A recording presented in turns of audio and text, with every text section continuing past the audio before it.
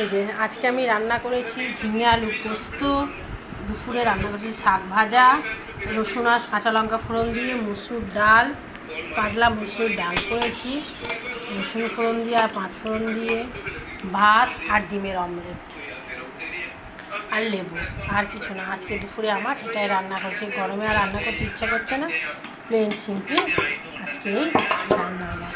তাহলে চলুন, এই যে ভাত বেড়ে নিচ্ছি।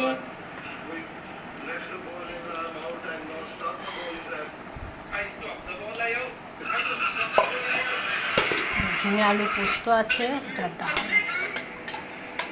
ছেলের থালায় ডাল দিয়ে দিলাম।